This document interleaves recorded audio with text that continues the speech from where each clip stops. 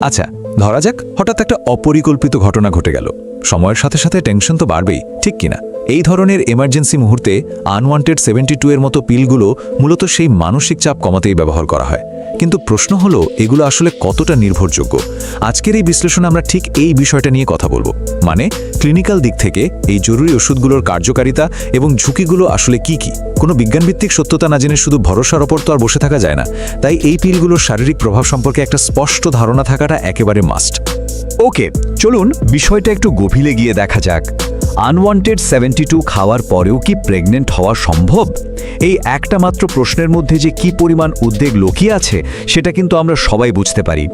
Emergency একটা পদ্ধতি নেওয়ার পরেও কিন্তু সবচেয়ে বড় ভয়টা থেকেই যায়। মানে ওষুধটা খাওয়ার পর থেকে শুরু করে পরবর্তী সাইকেল পর্যন্ত এক ধরনের চরম অনিশ্চয়তা কাজ করে। কারণ বিজ্ঞান বলছে কোনো কন্ট্রাসেপটিভই কিন্তু 100% গ্যারেন্টি দিতে পারে না। আর ঠিক এই বাস্তবসম্মত শঙ্কার কারণেই বারবার এই প্রশ্নটা উঠে আসে যে জরুরি পদক্ষেপ নেওয়ার পরেও কি অনাকাঙ্ক্ষিত গর্ভাবস্থার ঝুঁকি থেকেই যাচ্ছে? এই যে চরম একটা উৎকণ্ঠা, এর সরাসরি উত্তরটা কিন্তু লুকিয়ে আছে এই ইংরেজি লাইনটার মধ্যে, the efficacy and risks of unwanted 72 emergency contraception. মানে একদিকে রয়েছে একটা সাধারণ মানবিক ভয়, আর অন্যদিকে চিকিৎসা বিজ্ঞানের সুনির্দিষ্ট সমাধান। বিষয়টা পুরোপুরি বুঝতে হলে আবেগের জায়গা থেকে সরে এসে আমাদের একটু শান্ত হয়ে ক্লিনিক্যাল তথ্যের দিকে তাকাতে হবে। এই লাইনটা আসলে সেই বস্তুনিষ্ঠ দিকটাই তুলে ধরে, যেখানে শুধু মন গড়া আশ্বাসের উপর নির্ভর করা হয় না। আনওয়ান্টেড 72 এর মতো পিলগুলো শরীরে ঠিক কিভাবে কাজ করে, হরমোনের উপরের প্রভাবটাই বা কী, আর ঠিক কোন কোন পরিস্থিতিতে এটা কাজ নাও করতে পারে, এই সব কিছুর উত্তর আমরা এই কার্যকারিতা এবং ঝুঁকির বিশ্লেষণের মাধ্যমে পেয়ে যাব। আর এই বিষয়টা চমৎকারভাবে তুলে ধরছে যে কিভাবে যে কোনো জরুরি ওষুধের ক্ষেত্রে মূল ধারণাগুলোকে দুটো ভাগে ভাগ করা যায়।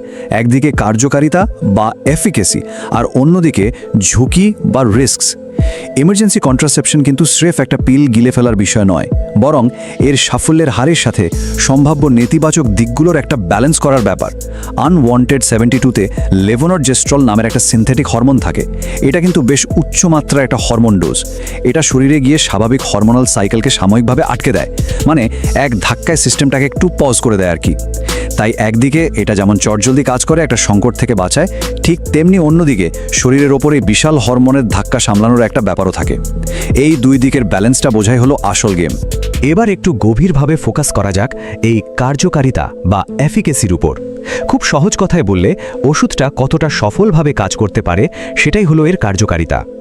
আনওয়ান্টেড 72 মূলত ডিম্বাশয় থেকে ডিম্বাণু বেরোমার প্রক্রিয়া, যাকে আমরা ওভুলেশন বলি, সেটাকে একটু পিছিয়ে দেয়। কিন্তু এর সাফল্যের হার পুরোপুরি নির্ভর করে টাইমিংয়ের ওপর। ঘড়ির কাঁটার সাথে এর একটা রীতিমতো রেস চলে।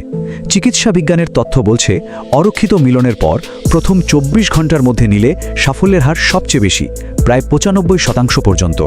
কিন্তু সময় যত গড়াবে কার্যকারিতাও তত কমতে থাকবে।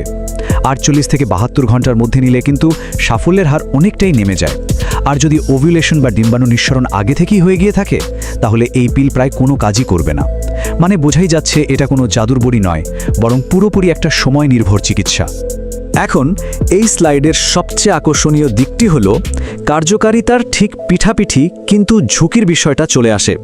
যে কোনো জরুরি চিকিৎসার সাথেই কিছু না কিছু জটিলতা জড়িয়ে থাকেই। আগেই বলেছি এটা একটা হাইডোজ হরমোনাল পিল, তাই এর বেশ কিছু সুনির্দিষ্ট পার্শ্ব প্রতিক্রিয়া বা সাইড এফেক্ট আছে। যেমন ধরুন, মাসিক চক্রে একটা বিরাট অনিয়ম দেখা দেওয়াটা খুব সাধারণ ব্যাপার। পিরিয়ড স্বাভাবিকের চেয়ে আগে বা কয়েক সপ্তাহ পরেও হতে পারে। এছাড়া বমি বমি ভাব, তলপেটে ব্যথা, প্রচণ্ড ক্লান্তি, মাথা ঘোরা বা অস্বাভাবিক স্পটিংয়ের মতো শারীরিক অস্বস্তিও হতে পারে। বিজ্ঞান তো আর কোনো কিছু একতরফাভাবে দেখে না, তাই একটা সাময়িক সমাধান দিতে গিয়ে শরীরে হরমোনের যে বিশাল ঝড় বয়ে যায় সেটাকে একটা চিকিৎসাগত ঝুঁকি হিসেবেই ধরা হয়। কার্যকারিতার বিপরীতে ঝুঁকিকে কিভাবে মাপা হয় সেটাই হলো এই ক্লিনিক্যাল ভারসাম্য বা ক্লিনিক্যাল ব্যালেন্স। মনের ভেতরে যে আবেগের টানাপড়েন বা সংশয় তৈরি হয়, চিকিৎসা বিজ্ঞান সেটাকে একটা সুশৃঙ্খল ছকের মাধ্যমে সামলায়। এর মানে হলো এটা কিন্তু কোনো নিয়মিত জন্ম নিয়ন্ত্রণ পদ্ধতি বা রেগুলার কন্ট্রাসেপটিভ একেবারেই নয়, বরং এটা হলো কেবল ইমার্জেন্সি মুহূর্তের জন্য একটা শেষ ভরসা বা লাস্ট রিসর্ট। চিকিৎসকরা সবসময় সতর্ক করেন যে এই ধরনের ইমার্জেন্সি পিল কেবল তখনই ব্যবহার করা উচিত যখন অন্যান্য সব প্রতিরোধ ব্যবস্থা ফেল করে বা অপরিকল্পিত কোনো দুর্ঘটনা ঘটে যায়। কারণ বারবার বা রেগুলার এটা ব্যবহার করলে শরীরের স্বাভাবিক প্রজনন চক্র মারাত্মকভাবে গুবলেট হয়ে যেতে পারে। তাই এই ক্লিনিক্যাল ব্যালেন্সটা বুঝতে পারা মানেই হলো নিজের শরীর আর স্বাস্থ্য সম্পর্কে একটা সঠিক এবং বিজ্ঞানভিত্তিক সিদ্ধান্ত নেওয়ার চাবিকাঠি হাতে পাওয়া। সুতরাং সবচেয়ে গুরুত্বপূর্ণ বিষয়টি হলো আমরা আবারও সেই প্রথম প্রশ্নে ফিরে আসছি। আনওয়ান্টেড 72 খাওয়ার পরেও কি প্রেগনেন্ট হওয়া সম্ভব? এতক্ষণের বিশ্লেষণ আর ক্লিনিক্যাল তথ্যগুলো থেকে এটা একদম দিনের আলোর মতো পরিষ্কার যে উত্তরটা হলো হ্যাঁ, সম্ভব। এটা পুরোপুরি নির্ভর করছে ঘড়ির কাঁটার উপর, মানে পিলটা খাওয়ার সঠিক সময় আর ওই মুহূর্তে শরীরের ওভুলেশন সাইকেলের অবস্থার উপর। 72 ঘন্টা পার হয়ে গেলে বা ডিম্বাণু আগে থেকেই রিলিজ হয়ে থাকলে এর আর কোনো কার্যকারিতাই থাকে না। জরুরি যে কোনো চিকিৎসার উপর নির্ভর করার সময় সবসময় একটা ব্যালেন্স করার খেলা চলতে থাকে। কোনো কিছুই 100% নিশ্চিত নয়, কারণ কার্যকারিতার পাশাপাশি আমাদের শরীরের কিছু নিজস্ব নিয়ম বা সীমাবদ্ধতা তো থাকেই। এই অবিরত ব্যালেন্স রক্ষা করা আর বিজ্ঞানের সীমাবদ্ধতাগুলোকে মেনে নেওয়াটাই কি আসলে চিকিৎসা বিজ্ঞানের একটা চিরন্তন বাস্তবতা নয়?